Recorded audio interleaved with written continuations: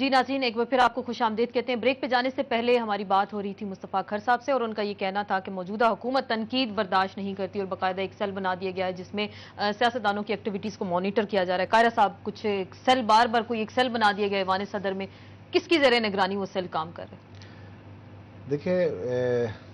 میں سمپلی اتنی گزارش کروں کہ مجھے بار بار یہ کہنے کی ضرورت نہیں ہے، صرف تناظر دیکھ لینا چاہیے، سیکوینس آف ایونٹس دیکھ لیں تو آپ کو سمجھ آ جائے گی کہ یہ کیا ہوا کیا ہے، اور اس کو یار دوست جتنی چاہیں اس کی تعویلیں بنا لیں اور اس کو جس طرح چاہیں ایک اپنی طرف کھینچ لیں۔ چودھری نثار صاحب، جاوید ہاشمی صاحب میرے ساتھ بیٹھے ہیں،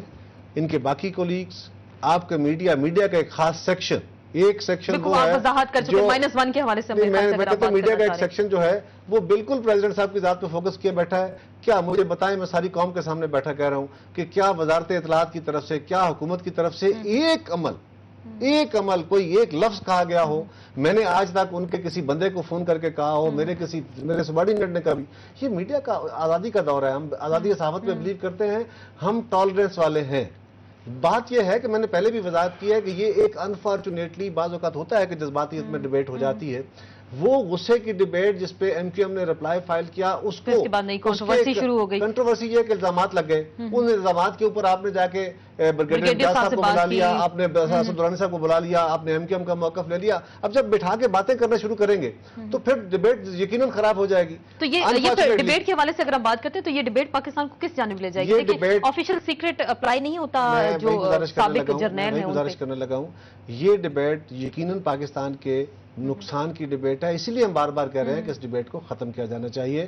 کھر صاحب، بالکل آپ اطمینان رکھیے کہ آپ کو ہمارے لیے کوئی خطرہ نہیں ہے، کیونکہ آپ جب خطرہ تھے تب بھی ہم نے آپ کے خلاف کوئی تعدیبی کارروائیاں نہیں کی تھی۔ اب تو کیونکہ ہماری پارٹی میں نہیں ہے، اب نہ تو آپ کو مسلم لیگ والے اپنے ساتھ لے کے چل رہے ہیں، اور ہمیں آپ سے کیا خطرہ ہو سکتا ہے؟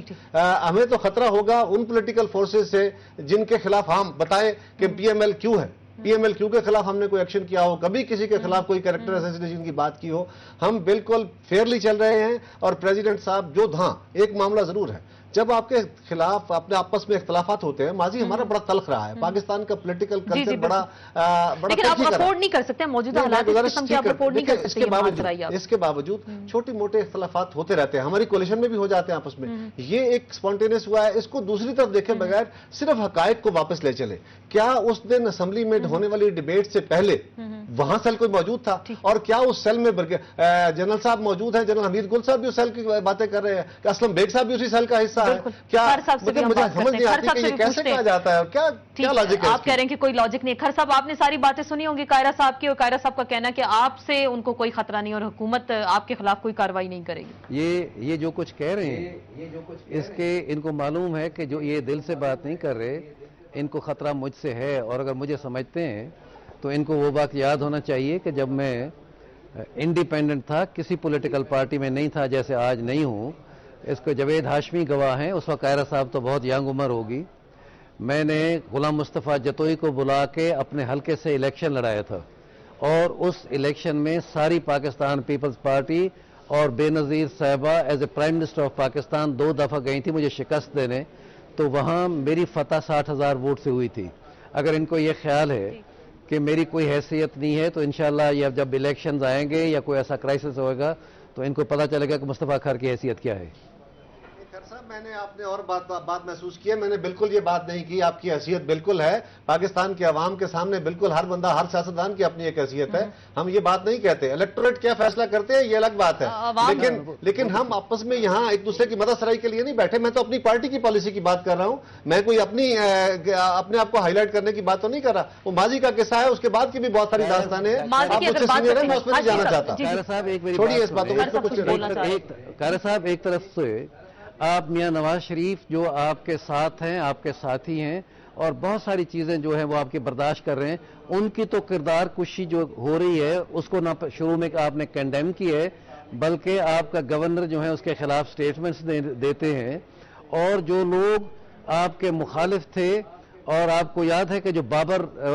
اس والا جو منسٹر تھے انٹیریئر، ان والا جو تھا ایکشن، اس میں کیا کیا ہوا تھا ایم کیو ایم کے ساتھ، ان کی تو آج آپ تعریف کر رہے ہیں، اور ان کے سارے داغ دھو کے اور ان کو کلین چٹ دے رہے ہیں، اور جس کی وجہ سے اس ملک میں حکومت چل رہی ہے میاں نواز شریف، اور اس ملک کی وہ بہت بڑی طاقت ہے، اس کی کردار کشی آپ کروا رہے ہیں۔ بالکل دیکھیں میں نہیں چاہتا اس پہ جاوید ہاشمی صاحب کا میں ان کا وقت ہوں، لیکن خیر صاحب میں آپ کی صرف اتنا گزارش کرتا چلوں کہ ماضی میں ایم کیو ایم کے خلاف جو آپریشنز ہوئے، ہم نے ایم کیو ایم کے ساتھ سمجھوتا کیا، ہم نے ایم کیو ایم نے ہمارے ساتھ زیادتیاں کی تھی، دونوں طرف نے اس بات کو ختم کیا ہے۔ اور یہ بات کہ ایم کیو ایم ہمیں کیوں نہیں کہہ رہی، یہ بات بالکل واضح ہے کہ ایم کیو ایم ہمارے ساتھ الائنس میں اسی لیے بیٹھی ہے کہ ہم نے اپنے ماضی کی تلخیاں ختم کی ہیں۔ اگر آپ یہ سمجھتے ہیں کہ پاکستان کے اندر ماضی میں ہونے والی غلطیوں پہ بندوقیں تان لینی چاہیے اور ساری زندگی دشمنیوں کی لڑائی لڑنی چاہیے تو پالیٹکس ایسے نہیں ہو سکتی۔ ہم ہاشمی صاحب سے بھی بات کر لیتے ہیں، آپ کی طرف سے آئیے دوبارہ ہاشمی صاحب سے۔ جی جی جی بیٹھی ہے کہ مشرف کا حکم ہے کہ آپ کے ساتھ بیٹھے، آپ کے ساتھ محبت کی وجہ سے نہیں بیٹھی، مشرف کی وجہ سے بیٹھی ہے آپ کے ساتھ۔ یہ آپ کا موقف ہے۔ ہم بات بھی کریں گے ہاشمی صاحب سے بھی، وہ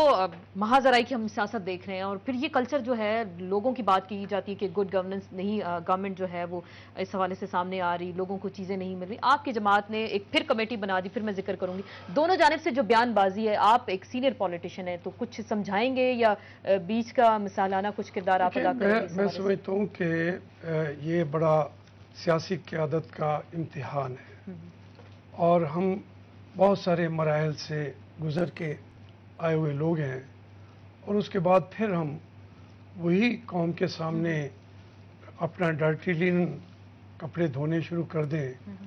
اس میں سمجھتا ہوں کہ اگر ان کے ایجنسیز کے لوگوں نے باتیں کی بھی ہیں تو انہوں نے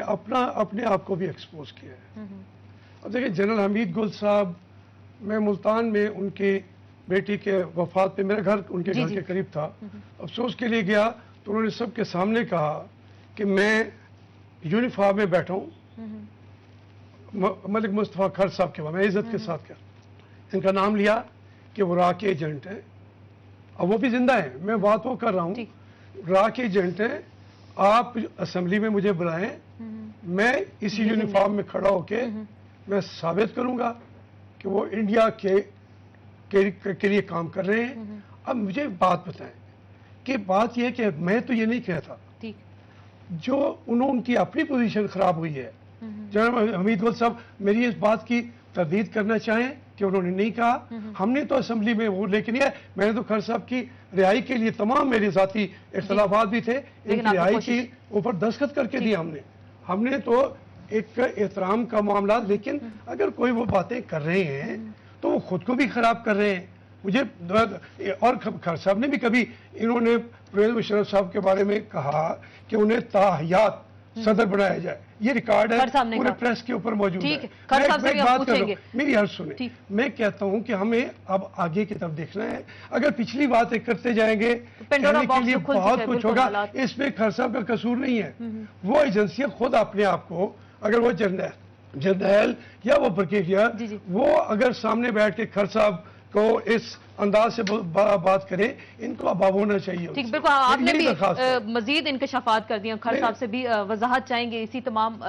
باتوں کے حوالے سے، لیکن وقت ہوئے نیوز بریک کے بعد آپ کی خدمت میں دوبارہ حاضر ہوں گے۔